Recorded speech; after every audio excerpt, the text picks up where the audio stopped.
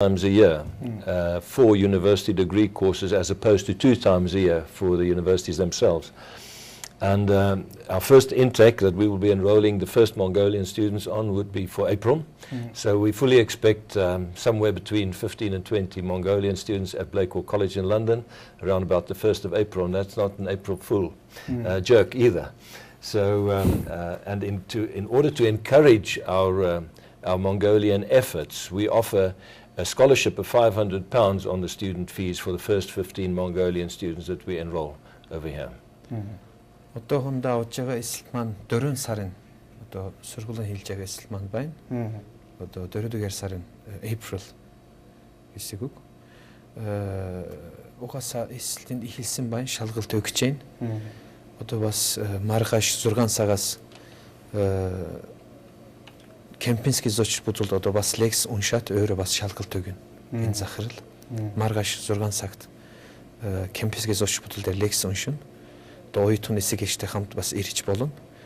Тэгээд баг энэ 7 хоногт одоо эслэн дусж байгаа 4-р сарын одоо эхэлж байгаа сургалтын эсэлт одоо дусж байгаа гэсэн үг. Эртгийн дусах хэрэгтэй. Яагаад гэвэл зөндөө хийх юм байна, материал бэлтэн, хил сүрэн тэ. Тэгээд түүнээс гадна одоо Монголд оюутан нэг сайхан мэдээлэл байна гинэ, нэг боломж өгч байгаа. Нэг оюутнаас одоо 500 паунд ерөөсөө авахгүйгээр тэр бол бараг сая хийдэн төгрөг болж байгаа. Тэгээд авахгүйгээр нэг доош ирлэх нэг тэтгэлэг гэж ярих юм уу те? Тэтгэлэг өгч байгаа. Анхны 15 хүүхдээс гэхдээ. Тийм байна. Эсэлт хэлж гисэн одоогоор ер нь одоо хэд хоног үлдээд байгаа юм. За мөн одоо хэрэг хэмжээний оюутнууд зав хүмүүс ер нь бүртгүүлж байна. What's the deadline for the application for April intake? It's like I would say we haven't really thought about that, but I would say most probably at the end of Feb, latest middle of March, roughly, for the April intake. Энэ талаар яг одоо шийдвэр гаргав гэхдээ but thinking that the visa process takes 1 month in That's Mongolia. Right. Yeah. Well, So if we work it a month back, it means March. Одоо энэ талаар яг шийдвэр гаргав гэхдээ эх сар нь одоо доотлон сүүлээр бараг дуусж байгаа гэж байна. Англи улсын визмен өөрөө бас нэлийн хатуу байдаг л та болголтон дээр.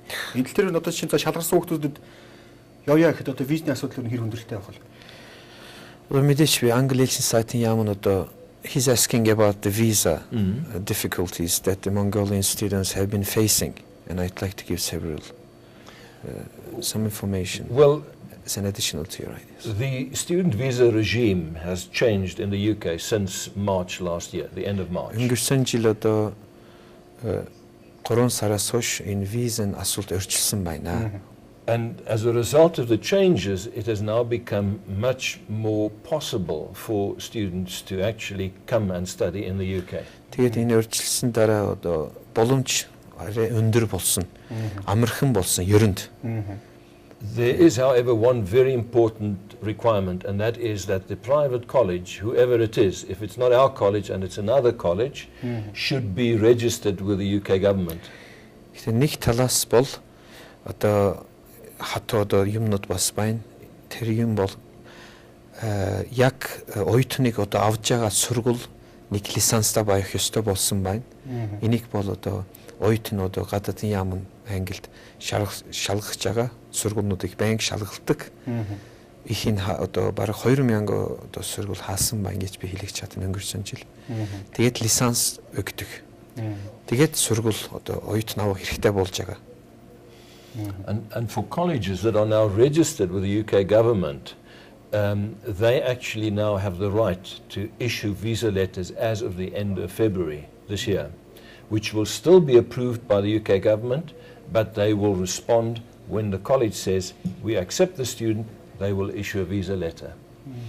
Тэгээд одоо 2-р сарын одоо сүүлээр бас нэг юм одоо сольж байгаа ботолж байгаа. Англид баяг одоо энэ лисансыг авсан сургууль маань бүх сургуулиуд коллежнууд визэн одоо өрлөг гэж өмнө ярьж ирсэнд одоо визийн одоо захиа гэж ярьдаг. Визийн захиагийг одоо энэ хүүхдүүд тухайн хүүхдүүдийн талаар бэлтээд явуулах юм бол тэр бол маш хүчнэтэй болж байна. Тэр 30 он авж байгаа. Тэгээд санхүүг нь одоо бас нутлах чадах юм бол сөрөг хугацаанд одоо зарсалж байгаа мөнгөтэй гэдэг чинь нэг бас нотлох чадах юм бол 10 он аваад нийт 40 он одоо визэн шууд гардаг. Санхүүгээ нотлох гэдэг нь ер нь хэдийн хэмжээний хөрөнгө ч юм уу за зүйл байх хэрэгтэй. Okay, what about the maintenance that the students should show to the embassy, the UK border agency? Well, the amount involved there for students wanting to come and study in London Central is they need to show funds of £7,200, which should show in their accounts for at least 28 days. That is the requirement. And it seems to me that as a result of the appetite that there exists right now in Mongolia, which we've experienced over the last 24 hours over here, that there's a lot of people who are willing to make the sacrifices in order to enable them to go and study in the UK. But may I just add something before you translate that, and that is, it is important, it is imperative that students wanting to come and study at a private college in London ensure that it is an A-rated sponsoring college. And those names could be found on the website of the UK Home Office. Irrespective of whether they come to us or to another private college, it must be an A-rated sponsoring college. Одоо хууль өөрчлөлснээс хойш одоо Англи, Их Британи улсад яваад сурж байгаа үед нь одоо хуулийн дагуу жилд 7600 паунд одоо зарцуулж ингэж нар хуулийн дагуу энэ гаргалсан байна судалаад.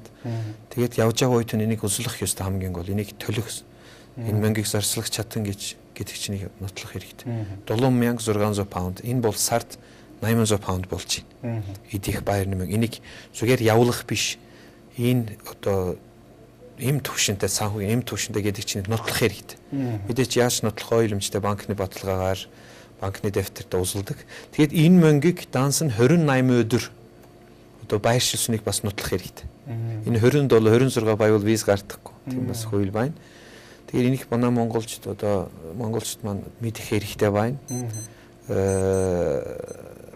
Нарийн шир одоо жижиг юмнууд байна. Тэгээд одоо дүүрэн сайн бэлтгэх юм бол мэдээч визэн гарна гэж бодож байна. Эцэст нь үлгэж та бүхэн балцаасаа бэлдээрээ яагаад тэгэхээр одоо шалгалтанд оролцохыг хүсэж байгаа хүмүүс маань хаана хандах вэ? Ямар газар очих вэ? Ямар утсаар холбогдох боломжтой вэ? Одоо өчигдөр нэг okay, what should the students who want to study in your college do from this as of now?